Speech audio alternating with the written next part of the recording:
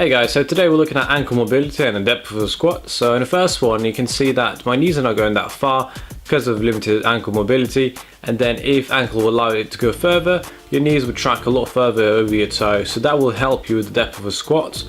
As you know, the previous video talked about where hip flexors might be the problem, but it's not the case in this one. So the first stretch is going to be just a simple stretch of your calves or gastrocnemius, so stepping back, driving the heel back into the floor and supporting yourself on the front leg. What we can do also is bend that knee and target soleus. So in calves you've got two different muscles, you've got gastrocnemius and soleus. So gastro can be targeted with the straight leg, where soleus is only targeted when you bend the knee. So for the next one we're going to use two small plates.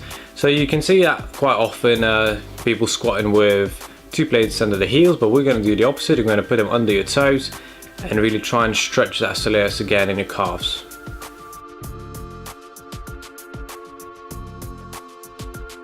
Use only one plate this time, and we're going to do a similar stretch of what we did earlier. So instead of stretching the back foot, we're going to stretch the front foot. So we're targeting again soleus, because in a squat soleus is the one that could limit your range of motion in the ankle. For the next one we're going to use a foam roller, and we're going to roll out your calves. So calves, you want to not just go straight up and down, you want to roll out inside and outside of it. So mainly targeting gastrocnemius again in this one. If you don't feel enough pressure, you want to put both feet and cross them and put your whole body onto it. For the next one, we're going to use an avocado or just a little ball, tennis ball, lacrosse ball. I'm going to target again at calves. I'm going to roll out, small movements. We're going to add ankle range of motion as well through it and use small frictions to release a bit of tightness in the muscle. And again, we're going to use the same approach. If that's enough pressure, that's cool. Move it around. But if it's not enough, we're going to go cross legs and put more pressure onto the calves again.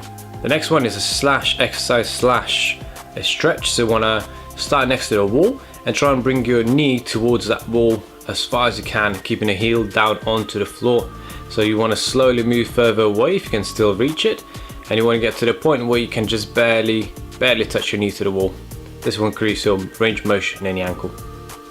If you want to look silly and funny in a gym, this is a good exercise to activate your tibialis anterior. So it's a muscle that flexes the foot and raises it up.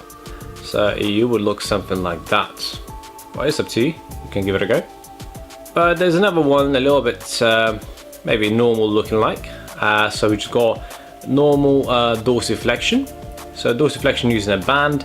And again, so first we're going to do it with straight leg. You can see my knee popping up.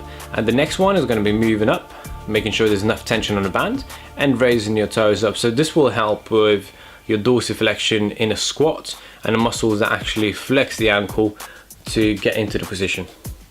Make sure you do both straight and bent legs, so that will allow a greater range of motion if your gastroc is tight. For this next stretch again, we're going to still use the same band. So we're going to go into the stretch, into dorsiflexion, around the ankle with the band. I'm going to step forward and allow that ankle to flex and push the knee forward over your toes while keeping the heel down.